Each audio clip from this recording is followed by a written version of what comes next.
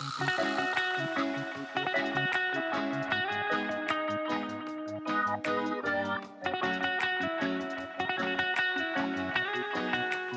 Narado Zeco Powell, to Coaching in Session. You are the host of Matter Over Mind Experience podcast, and you are a fitness coach. Please introduce yourself to the world. So, world, my name is Narado Zeco Powell, as Michael just said. I was born in Montego Bay, Jamaica, the wonderful, beautiful island, right? Everybody gotta love it. Now your boy lives in Florida, so I still live in a tropical environment, right? Just that you know what my setting is, right? But I've been in the business for, I would say, at least 15 years as far as fitness, health, and so on and so forth, right? The last 2 years, I've been really focusing on helping others in their space. So I have 7 certifications in fitness, nutrition, and weight management. I'm a certified master trainer and also a weight management expert. Now, my podcast, the Matter Over Mind Experience, it's been the Zeco Health Show for about 16 months or so. And I just recently rebranded and I'm still working through it, but it's the Matter Over Mind Experience. And the reason why I've rebranded it as such is because I hear it all the time, especially for individuals who are not experienced. We talk about motivation. Motivation is very important, right? It's very important. Can't take that away. However, anybody will tell you, any great athlete in the world, anyone that's lost weight, anyone that's athletic, anyone that's accomplished anything in life, they will tell you that what you do to your physical body impacts everything else. And we get caught up in, the motivation. And I'm going to use this as an example. Let's say you don't get any sleep, or let's say 3 or 4 hours of sleep for 2 weeks. You can meditate all you want, do all the mindfulness that you want. You're going to feel like crap. Your hormones are not going to be balanced. You're not going to have any energy. Your mind's not going to be clear. So the Matter Over Mind experience is giving you the things that your physical body needs so you can have a clearer mind. Your thoughts can run more efficiently. You can have more energy and just be at a completely different level. Yeah, and that's powerful to think that way. When you were talking about that, I thought about like being in school and then you have a bad grade on a test and then you're going to go home and show your parents this test. You have to get it signed or something like that. And you're just thinking about that, right? So you're thinking about that negativity. But if you can control your mind and control what happens, that's going to be very powerful for any aspect of your life, not only just fitness. So I know you're a fitness coach and there's so much to fitness, more than just going on keto and watching your carbs and making sure you fall in line with your macros. And one of the things I wanted to talk to you about today was metabolic flexibility. And I'm not sure how many people know about that, but if you can explain it and then talk to me about the importance of that. Perfect. I definitely will. Before I get to that, I want to back up a little bit on the last thing you just said, because that's something I really want to highlight, right? Let's go back to the Matter Over Mind situation. So let's say we have a bad grade, right? And you're worried and you're stressed, right? A lot of times people don't realize that stress that you're going through is because of something physically that's happening within you, right? For someone like myself, for example, I don't get stressed over things that used to stress me anymore. Why? Because of how my body operates. Your serotonin, right, which is mostly produced where? In your gut. Your dopamine is a neurotransmitter. All these things are physical, right? So yes, it's very important to have control over the things for your mind. However, it's very important to note that when you take care of the physical body, then the clear thoughts and your mind functioning on an optimal level gets a whole lot easier. So I really want to make sure I highlight that for audience.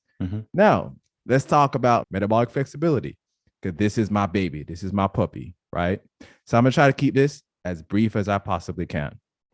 You know, when you meet someone and no matter what they eat, they burn it off. And you say, man, you just have a fast metabolism. And then you meet someone, they can eat, I don't know, a slice of pie and they gain 5 pounds, right? And you say, okay, this is crazy. Well, one of the things that comes down to is being metabolically flexible. Something else may come down to is that some people eat based on their region and they may have some enzyme, which I'm going to get into. But to make it short, our body has enzymes to break down fat, carbs, and proteins. It's not a magical thing. Our body physically has enzymes to do so. Now, someone who struggles to lose weight usually have an imbalance of those enzymes. And I'm going to give you a perfect example. Thank you, food pyramid. Most Americans eat a high sugar processed diets, meaning that we have, because that's what we feed our bodies have more enzymes like amylase to break down sugars and carbs. And even at that point, our body has to store, because we still, most of us give our body too much of it anyway. And that's a completely different conversation, right? On top of that, mammals are born with more amylase, which is the carb burning enzyme, than any other mammal in the world. Humans, I'm sorry, are born with more amylase than any other mammal in the world. We know this, right? Then you add a high sugar diet on top of that, your body then creates those enzymes to break down carbs and sugars. And then there's protein, which most of us are not deficient in protein, so we usually find there. But then what happens to the fat? We don't feed our bodies enough good, healthy fats. So then what does our body do? Our body says, okay, you're not going to feed me this. I'm not going to create enough of those enzymes to break down fats. So then you eat something that's rich in fat and carbs. Your body's going to break down some of the carbs, whatever is excess, because most of us have excess anyway. Your body's going to store. But then the fat, your body have a hard time dealing with it. So then your metabolism is not flexible, meaning that whatever your body doesn't break down, it stores. And we have so much evidence now that back this up, but we know this. What everybody struggles to break down is going to store. So you eat something and you just gain weight, you gain weight, you gain weight. Versus I can eat a slice of cake, which I rarely eat cake, but if I do, I don't gain a pound because my metabolism is extremely flexible. And I want everyone to be very keen on that, to understand where I'm coming from. It's not the fact that somebody just naturally born with a faster metabolism. Yes, there's genetics that play a role.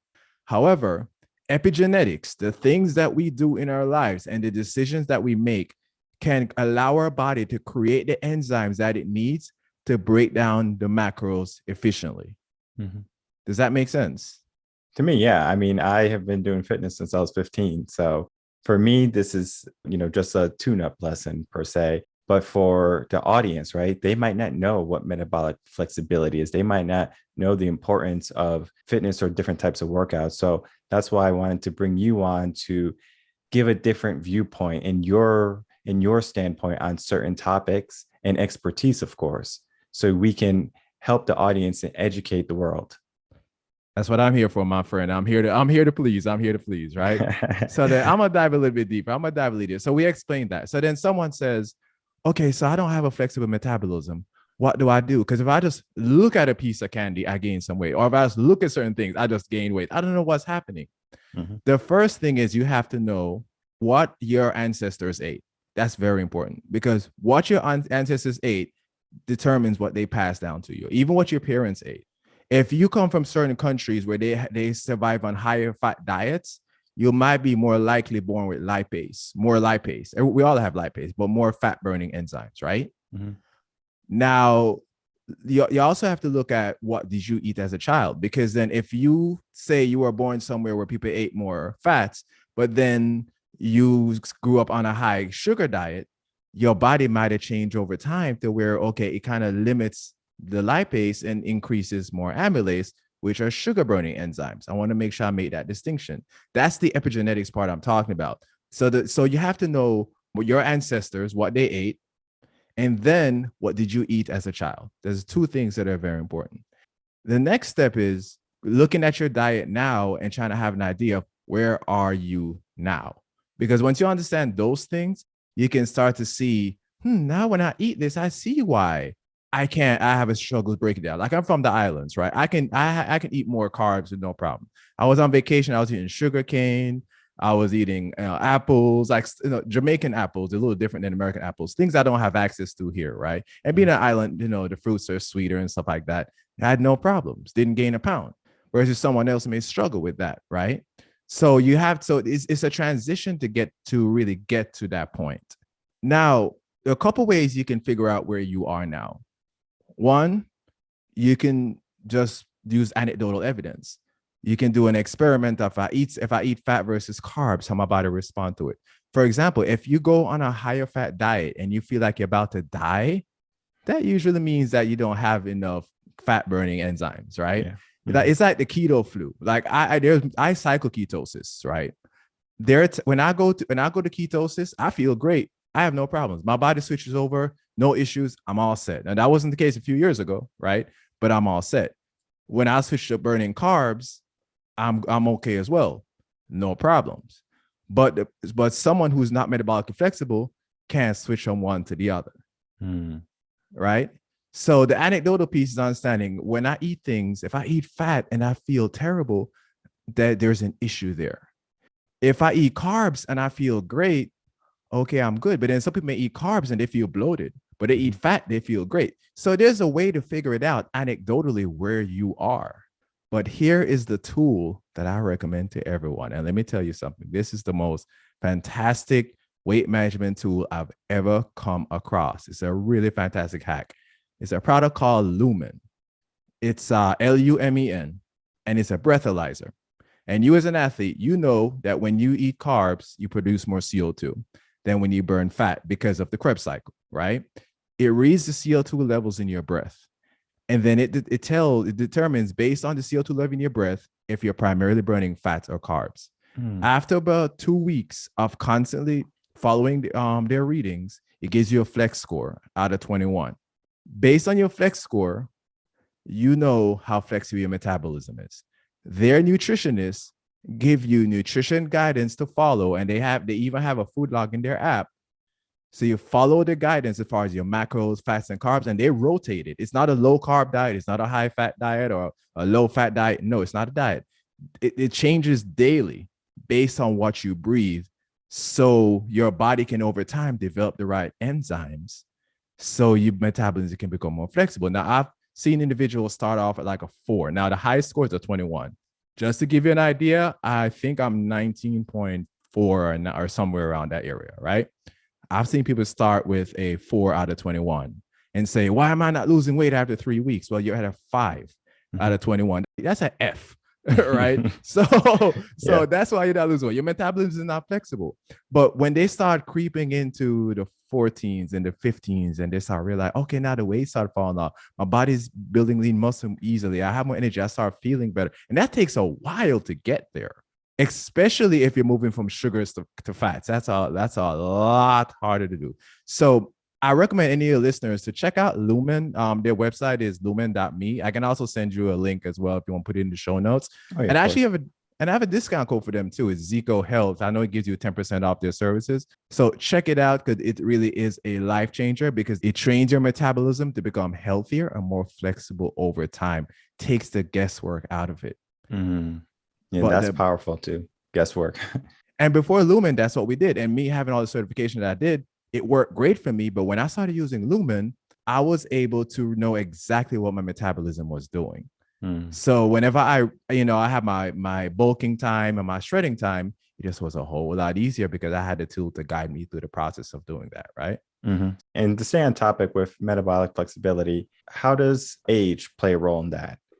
Yes. So age plays a huge role in just about anything, but not age as far as chronologically, age as far as how fast you are actually aging. Because you can have 2 30-year-olds, right, who chronologically are the same age, but physically are different ages. So that's very important.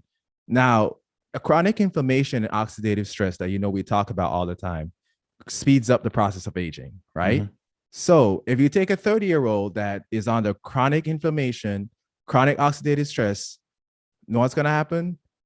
Gut issues, possibly gut permeability, so leaky gut that we talk about, right?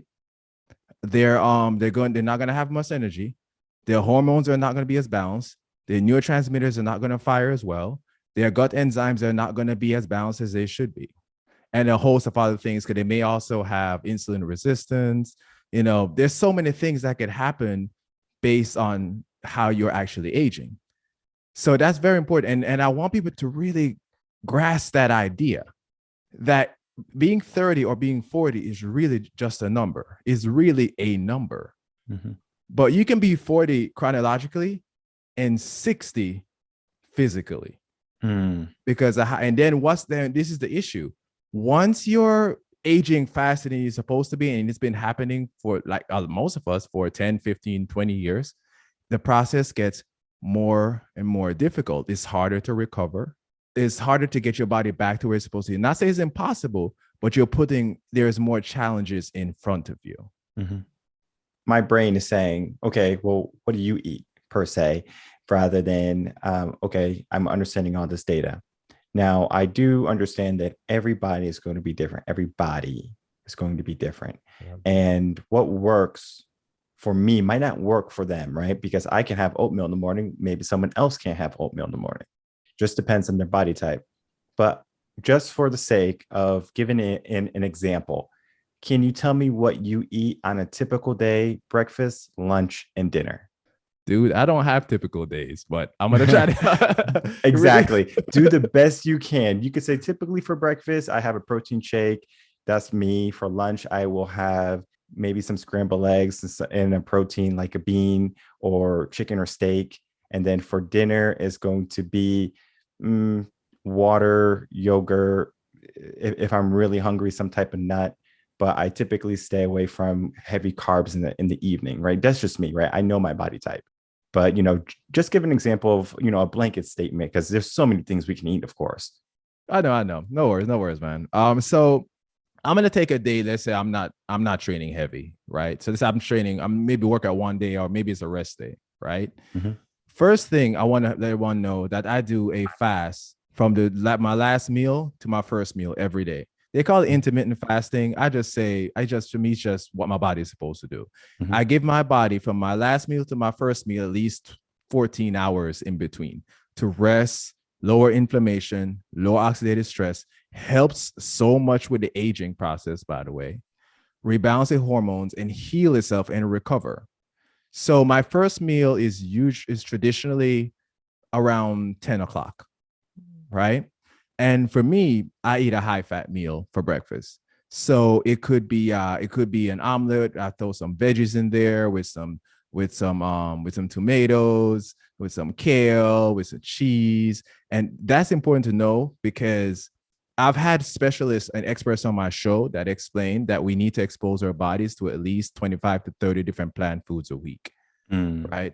Because it feeds our gut. Again, the matter over mind, right? It feeds our gut. It feeds our good bacteria in our body. So I make sure to eat as many different veggies, different colors, different fruits, drink different things. And I'm going to get into that in a little bit. Mm-hmm. But so I may have an omelet, usually a high fat meal with some fiber, right? With some fiber, but not a lot of carbs yet, because I haven't trained yet. Later, I will have a snack, a complex meal. So it'll be like something small. So it'll be like some almonds, usually it's nuts. It's like almonds, pistachio, something like that. So now I'm giving my body a little bit more carbs, but I'm also still feeding my probiotics with some good healthy fiber. Mm-hmm. Then I'm getting towards my lunchtime. I go back to something that's like high protein, high fat meal. So it's kind of like a cycle between my carbs and my proteins, really, how I do it. So in between times, I give my brain the glucose that it needs, right? Mm-hmm. Which, of course, with nuts would be sucrose that my body can use as breaks down the glycogen into glucose, of course, right? So we know how that works. So I go back to a high protein, high fat meal, because, like we train, we have to eat a lot of protein. So then after that, I train. I live around 2 o'clock usually. So about 1 is when I mix my protein shake, and which is usually about 10%, 15% carbs. And then I'll start carbing up a little bit more. Mm-hmm. And it could be fruits. If I'm going to have simple carbs, it's going to be before I train. If I'm going to have simple carbs, it's going to be before I train. Because of course, as an athlete, our bodies can use it best, right? Mm-hmm. Have that with my protein shake. I'll drink that while I'm going through what I'm doing. After I train, then I'll have another high protein meal.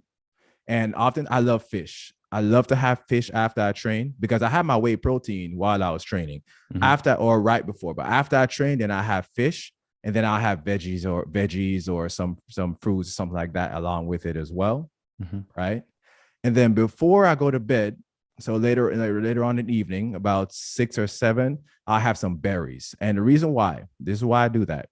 Our brain prefers glucose, like I said earlier, and can use it for sleep. use it very well for sleep. Mm. And this even happened in the Lumen group. People have asked, I'm burning fat and I'm losing weight, but I can't fall asleep. I said, because you're on a high, your body's burning all this fat while you're sleeping. It's stressed. Your brain is like, oh my God, where's my glucose? Where are my glucose? So I give my body some glucose. Now, people may argue that and say you can use vegetables. Okay, whatever works for you. But fructose can also be broken down as glucose in the body as well, right? So either way, as long as you're giving your brain some type of like carbs, healthy carbs, that's going to help with your sleep quality. And then I rinse and repeat. Of course, I change it up a little bit based on how I train, because some days I run, and that's a different conversation. But that's as typical as I can make it. And then that goes into the benefits of getting good sleep, because if you're not eating the right foods and you're struggling to go to sleep, the body's not repairing.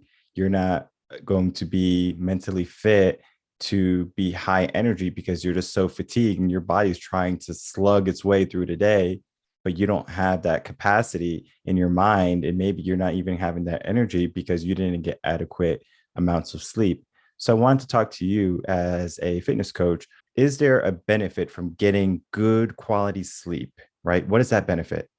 Dude, you just basically summed it up, but getting good quality sleep is basically the entire matter over mind experience. Because when I talk to someone, I've asked people before I sign them up, like, what's the number one health habit? And some might say nutrition, some might say working out. Very few people say sleep. Well, sleep, that's where the bang for the buck is, right? If you don't get good quality sleep, your hormones don't rebalance properly. Your gut doesn't heal as well as it should. Your neurotransmitters don't fire as well as it should. Your body doesn't recover as well as it should.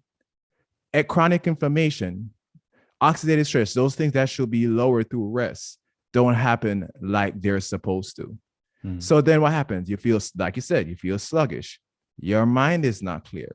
You get ticked off at every little thing. Yeah, because I've had moments, like I'm human, so I must be honest. NBA playoffs are going on right now, right? I have to force myself sometime to go sleep and turn off my TV. If I don't, because I have to rise up early, like 5:30 or 6 the next day. If I don't sleep well, if I don't force myself, I don't sleep well, which some nights is harder than some, depending on if my boy CP3 is playing, right? So if I don't sleep well, I'm cranky the next day. Now, I kind of have enough saved up in the bank to where it doesn't affect me as much, because it's rare that I have 2 nights of bad sleep. So that's one good thing. But most people kind of become a cascade. Like, they just constantly don't have good sleep. And then that's a whole different cascade. However, I try to avoid those bad nights as much as I possibly can. But then I want to talk a little bit more sleep too, because then we know those benefits of sleep, but it's not just the glucose. It's blocking out blue light at night. It's lowering your adrenaline levels at night, which the glucose is an important part of that. Is having good sleep hygiene. Is the next morning, what do you do when you wake up? Are you woken up by an alarm that's going to kick you out of your sleep cycle, which is going to raise your adrenaline, creating a stress response, or a good alarm that's actually going to wake you up in a nice, relaxing sense? Do you get sunlight when you first wake up, so your circadian rhythm can say, oh, it's morning time. Let's reset, so we can work towards the night when you can create enough melatonin. Are you getting enough minerals? Because we know that you need adequate minerals for your body to create melatonin at night like it should. And then excess aging, rapid aging, also slows down the melatonin our body creates at night as well. We have so many studies that show that, right? So it's all connected.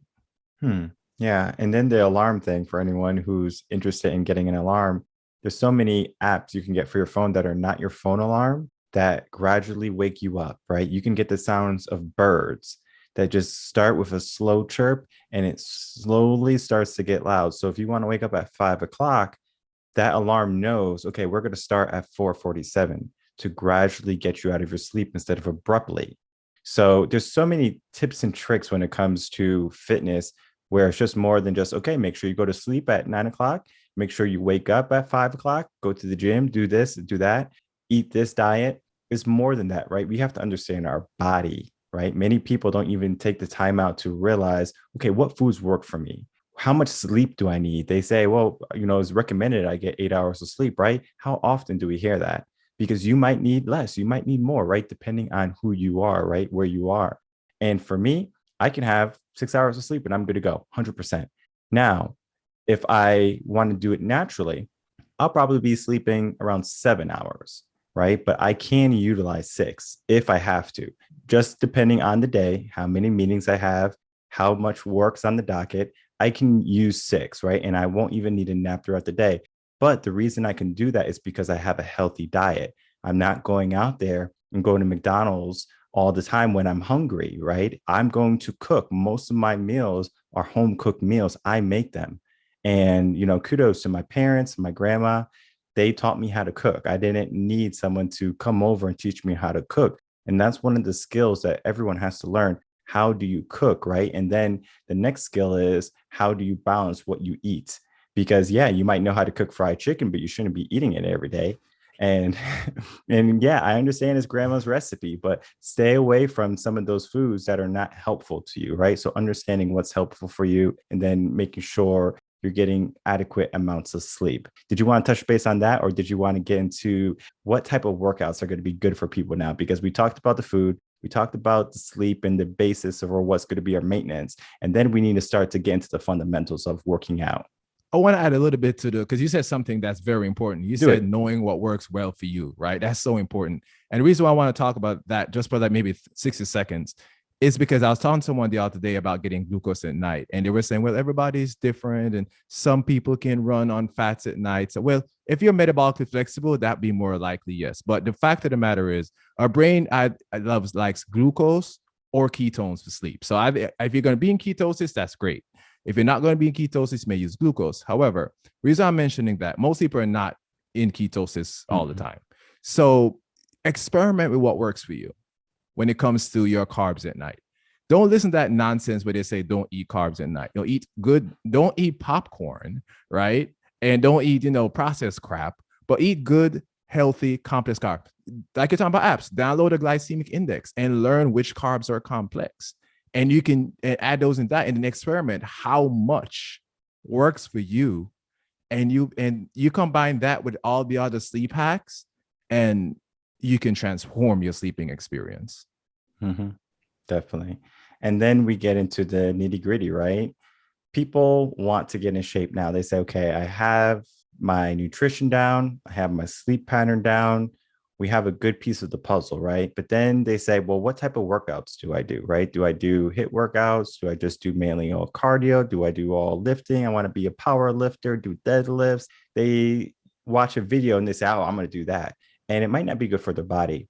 But I want to talk to you about the different types of workouts, and if we can break it down and maybe what body types is going to be best for. Definitely. So I want to start by saying that most people can benefit from just about any type of workout. In fact, the best workout you can do is any workout that you can do. Yeah. Right. So if that means walking, get your butt out there and walk. Just so that you know. Now, as an athlete that different workouts train different things, different avenues, right? Mm-hmm. So of course we have weightlifting. Weightlifting is very important, but in weightlifting, you may cross the anaerobic zone, but how long do you really stay in across the anaerobic zone? Not for a very long time, right? Because you allow your heart rate to come back down, then you lift again and you push through. So the way you fuel up when you're weightlifting may be different. Weightlifting is very important though, because it helps your joints, helps to fight sarcopenia, which is the loss of muscle during aging. So of course helps to build lean muscle, right? Mm-hmm. But then within weight training, there are two things to consider. I just say variety is the spice of life. That's how it goes, right? Mm-hmm. I have my high reps / calisthenic days, and then I have my low reps where I'm just crushing it days, mm-hmm. right? I train like that specifically. I have 3 of each. I have 3 heavy days, and I have 3 calisthenic days, which I also include train high reps with my weights. It's not really high intensity, but what I'm doing is I'm training my small muscle groups in that process. And that's very important for people to understand, because our muscles have 2 components. There's an endurance component, right? That we tend to miss, and a strength component, right? Mm-hmm. So the endurance component, if you're always lifting heavy, but you're not training the endurance component of your muscles, you're really asking for trouble. I've had people come to me that's with a bunch of injuries and said, man, I'm just injured because I've been lifting all my life. I said, no, bro, you're injured because you've been lifting wrong all your life. Because then I'll put him through a workout and then every form is off. But he's like, I'm lifting a lot of weight. I said, okay, let me show you something. Use my form. They can't lift as much as I can with my form. Even though he can lift a whole lot more without my form, which I probably couldn't do because I couldn't even think about lifting how they're lifting, right? But with my form, with a proper form, as you know, they can't lift as much because they compensate. And I looked at them, I said, there's certain muscle groups that are underdeveloped, which is why you compensate. So you need to focus on that. So with weightlifting, you want to have that variety. You want to have days where you do single arm stuff, right? You know how it is. You have one dumbbell in the air, you have one arm you're pumping, you put the other arm up, you have that arm is pumping, you're doing your bicep curls, you want to your days to use your bar, you have days where you use your dumbbell. You want to have a good, and that's why for anyone that wants to start, especially if you can afford it, take about 3 months at least and hire a trainer. Biggest thing with my program is I always tell people, you don't need me forever, right? You just need me in the beginning to set you on that path. And you need a trainer to set you on that path. So you want to have that good combinations. Even if you want to look up, let's say you can't afford a trainer. Of course, we don't, we're not all rich like Michael over here, right? So, we're not all balling, you know what I mean? So, you want to look up YouTube videos. Yes, I get it. Make sure you look at programs that give you a little bit of each or kind of combine the programs. You want to have one that focuses on high reps, still not high intensity necessarily, but like high reps, training those stabilizing muscles and the muscle endurance aspect. And then you want to look at the workouts that train the heavy lifting as well. And you want to have a good combination of both. High intensity kind of falls in the high reps range. However, your heart rate stays above the anaerobic zone longer, as you know, right? So then you're crossing the anaerobic zone. Now, this is important for a lot of reasons. And it's going to be very similar to cardio, except there may be more body work and maybe even some weights incorporated in it, right? So you're looking at your cardiovascular health. You're looking at training those muscles that you wouldn't have used if you were just weight training. And your endurance in your muscles is even going to grow on a different level because you don't have time 2 minutes to check and play on Candy Crush or something in between your workouts, right? You're going. So there's the benefits of that as well. So that's something you can incorporate on, let's say, your calisthenic days, right? That's something, or your days where you're going like low weights. That's something you incorporate. I honestly don't think that most people should do high intensity more than maybe a couple of times a week. That's my general recommendation. With cardio, it's similar to that aspect, except with cardio, you're not using weights. Like you're like, I ran this morning. Okay, I had to, man, I ate about 200 grams of carbs last night, get ready for, because I'm training for a race, right? And Monday, my run at the end, I had nothing left in me. And I was like, I can't do this again. So I carved up like crazy for my run this morning. But you want to also be able to do some cardio because you want to improve the health of your heart. I'm giving a story. My and not just your heart, your cardiovascular health altogether. My cousin is a nurse, and we're talking about athletes. And she said the other day, she came across this guy who was 60-something years old. His resting heart rate was 38 beats per minute. Wow. She thought something was wrong with him. She's like, I know athletes are low. Like mine is 40 something, like 45, 46, I believe. And I'm 40, right? This guy's 60 something, is 38, right? She said, okay, I know athletes are supposed to be low, but this is crazy low. Like I've never seen this before. But then she started asking him questions, and he was like, he told her how much he runs, and and she started realizing that this guy's heart and cardiovascular system is so healthy. It's like it's not even working. It's like it's just chilling all day. Versus if you don't train your cardiovascular system, it's always boom, boom, boom, boom, boom. It's have to work overtime just to walk down the freaking street. You may walk down the street and you're like 70, 80, 90 beats per minute. And this guy walks down the street to like, I don't know, maybe 40 something beats per minute. It's literally lengthening his life. So we have to have a healthy connection, or healthy combination of high intensity cardio and weightlifting. And even within the weightlifting, you want to have the variety, because something that ticks me off, bro, more than anything else, is when I see these posts on Instagram. I lost all this weight, and cardio and weights over cardio, and I see that all the time now. And I look at this like, I have no freaking clue what you're talking about. Yes, you lost weight, and that's good, but check your resting heart rate. If you and I gotta go for a run right now, you probably die after 30 seconds, right? Mm-hmm.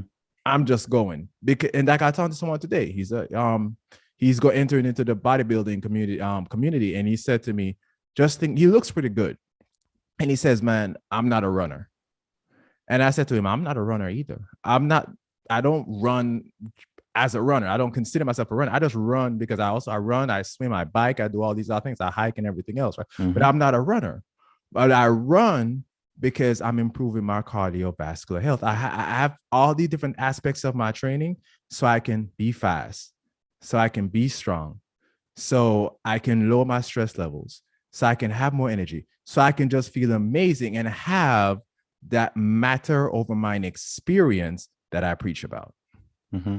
And to touch base on something you said earlier is about getting a trainer, right? To help you along the initial steps is important because then they can see, okay, if you have any bad form, because some people might say, oh yeah, I worked out before. Okay, well, let's see you work out then, right? That trainer is going to be able to help you. If you're doing the wrong thing, they're going to say, hey, you're doing it wrong. Even to myself, if I see someone in the gym doing something wrong, it's like I feel obligated to go help them, saying, hey, do it this way instead. Because if you keep doing it your way, you're going to get hurt. And I know it hurts their feelings a little bit, their self-conscious maybe after, but I'm sure down the line they're going to say, okay, he's right.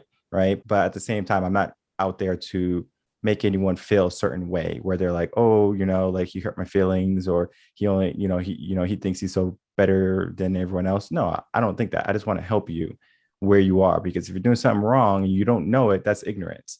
So I would rather you be aware of it. And if you want to be stupid, okay, go. That's your choice. I'm not gonna try to change you every time I see you do it wrong. I'll tell you once, you do it wrong. The next time, hey, that's you. That's your life choice. But if you have a trainer, they can help you with that. Where if they see you doing something wrong, they can help you. And then even when you get that initial start of your fitness journey and you're working with someone, understand that you'll probably hit a plateau if you just do the workout that you have got from them. So you outgrow workouts, and you have to understand how the body moves, because the body is basically muscle memory. So if you do the same workout for a year, eventually the body's going to say, okay, well, I understand what you want from me, so I'm going to give you what you want, but you're not going to see any more improvements. So we have to be able to spice it up, similar to how you said, variety is the spice of life, and shock the body. Where for me, I have ABC workouts. So every week is going to be different and doing something different too. So am I doing high reps, or am I going for max? It depends on the week. I had to learn that in high school. I was just trying to lift heavy, right? Right. And then I learned though from working with trainers and other people who have been in the fitness world longer than I have, right? Because I was just a beginner going into the gym, Planet Fitness at the time. But then I said, you know what? I'm going to have to learn, right? So then that's when I got help. You might be in great shape, but you can always learn something from a trainer. So, just getting help from a trainer, speaking with a trainer like yourself and saying, hey, this is me right now, and then talking about that. And then going to the cardio aspects. You might not like certain cardio, okay? You don't have to do every cardio. There's so many different machines in the gym, all right? They're there for a reason. So if you don't like the elliptical, don't do the elliptical, right? If you don't like running on the treadmill, switch it up, do steady state incline, do something different, right? Go swimming. For me, I like running on a basketball court. That's what I like. Like for me, I would rather run on the track or a basketball court rather than run on a treadmill. That's just me, right? What do you like, right? Because if you don't like what you do, you're not going to do it. All the people say, I don't like running. Well, what type of running don't you like? Do you don't like running on the treadmill, or you don't like running on the track? They might say both. Do you like swimming? Do you like biking? Things like that. There's going to be activities that you can do to get that heart pumping.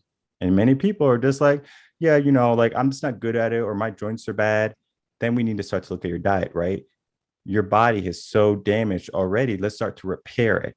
And you got to understand something, people. You only have one body. So you need to start thinking like, okay, I have one body. Everyone thinks they have like all these bodies that they can go to, or they can get all these surgeries and everything's going to be okay. It's not that way. We have to be purposeful in how we live, how we think, and what we put into our body and our mind too. Because if we just go haphazardly through life, I guarantee you, when you're 50, you're going to be breaking down. I know That's a people, I know people who are in their 70s at the gym. They look like they're 40. And that is because they put in the work and their body is reflecting that work. dude. Yours. I remember this. This changed my life. I'll never forget this. I didn't learn this guy's name. I call him the Silver Fox. I was at UFIT, right? Years ago. And this guy, he looks like he had a gray hair. That's the only reason why I would know his age, right? And he probably, if I had to guess, 70 or older. And he went up on the pull-up bar and he kicked his leg all the way to the top of the bar. And I looked at this dude. I'm like, okay, I can't even do half of that. Like, this is ridiculous. Like, I was like, no, that was the moment in my life. I was like, okay, something's got to change, right? Exactly what you're talking about, because you can age, you can have two 70-year-olds, one can barely walk and one can do that. Mm-hmm. Which one do you want to be, right?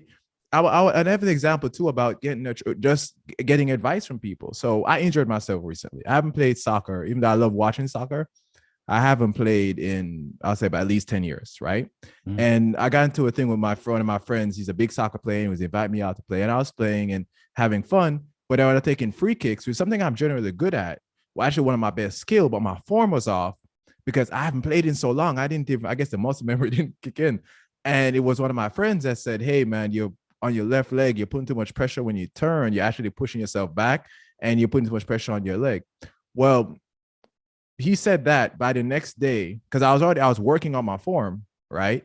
But by the next day, I injured that leg. And I've actually haven't been running or doing a lot of cardio with including my legs, because I've been rehabbing that for at least 6 months to get it back. And even now I have to restrict how much twisting I do. You know, in soccer with free kicks, you do a lot of twisting movements. So I have to restrict it until that area gets back to 100%. So it's Dutch, what you're talking about is that the right, I can say I injured my leg because I was playing soccer. No, I injured my leg because I wasn't taking my free kicks properly. Right. And that's another example of why form is important. And dealing with an injury too.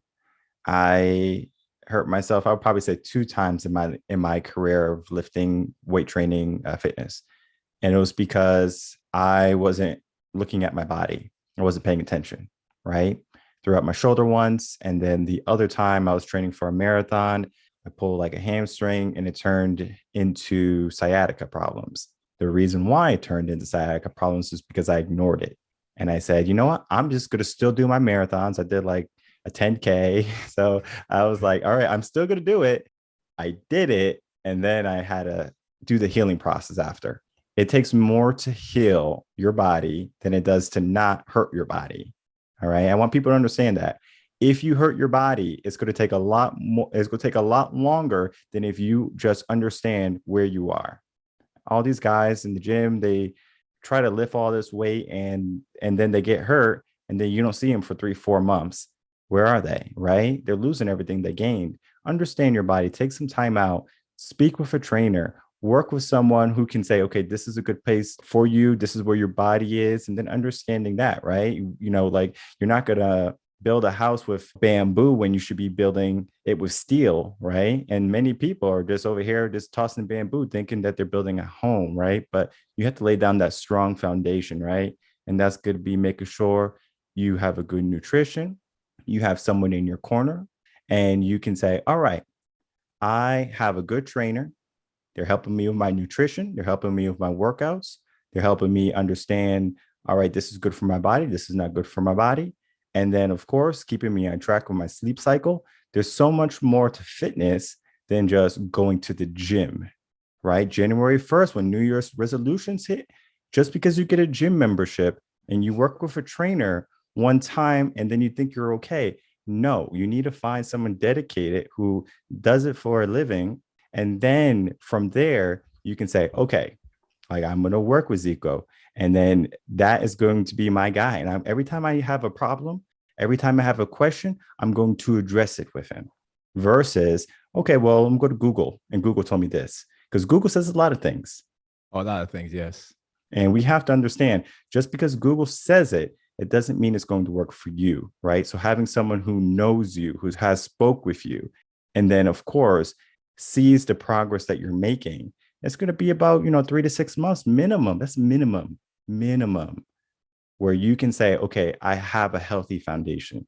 So if you're going to invest in yourself, understand something. Make sure you're going to do it for that period of time, right? Don't just say, all right, I'm going to get a gym membership and you never go, but you signed up, of course. So now the gym is getting free money, but you don't get any type of benefit from it, right? So understand that too. So I wanted to get some final words from you. It could be about where can people find you, or just talking about fitness the last little bit. No worries. Okay, I'm gonna keep this as brief as I possibly can, right? So, because I want you to leave the audience with just a few things here.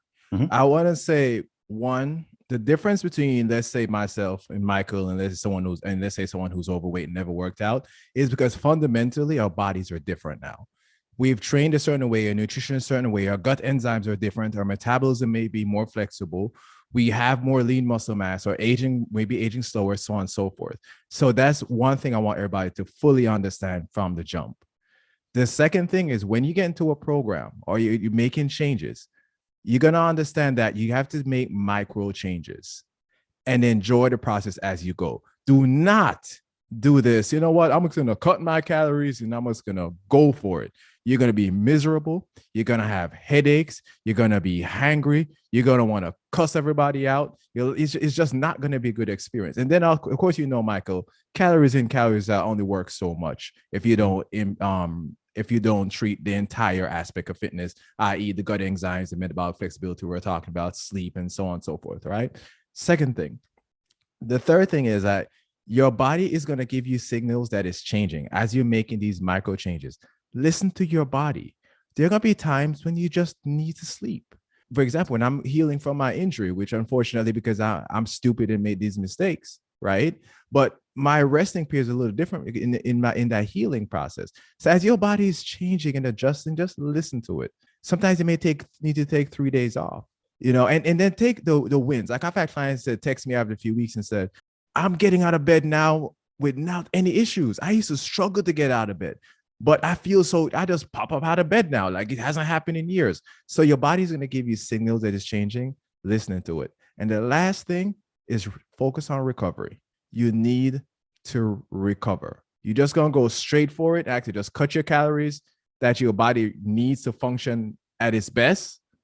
And then think you're going to be great and you're going to work out and you're just going to drop 100 pounds, or 50 of that might end up being muscle anyway. You need to focus on recover. So that's the nice umbrella and nice bow I want to leave for everyone. Mm-hmm. As far as getting in touch with me, I'm an easy guy, right? My podcast, Matter Over Mind Experience. Check it out. It's on every single platform you can actually think of. I have a YouTube channel, but I don't put a podcast on YouTube, but it's on Apple, Spotify, Google, Amazon, Facebook. It's an audio show. So the Matter Over Mind Experience. When should I say that right? Because I might have said that wrong earlier. The Matter Over Mind Experience. My Instagram, Zeco Health, Zeco Health is one word. My TikTok is also Zeco Health. I love chatting with people. So feel free to message me primarily on Instagram. I'm more responsive. I'll talk to you. I won't charge you. In fact, my goal is to help you. If you need some questions answered, as much as I can help you without getting legally sued, right? I will try to help you. And of course, not cutting into my pocket because, I might have to make money at the same time. I will help you as much as I possibly can. Mm-hmm. Definitely. You're going to be in good hands with Narado Zeco Powell, everyone. If you're looking for a trainer, fitness guide, or just a friend to talk to, he's going to be your man. All right. Thank you so much for coming on and spending your time with me. Hey, thanks for having me, Michael. All right. Cheers.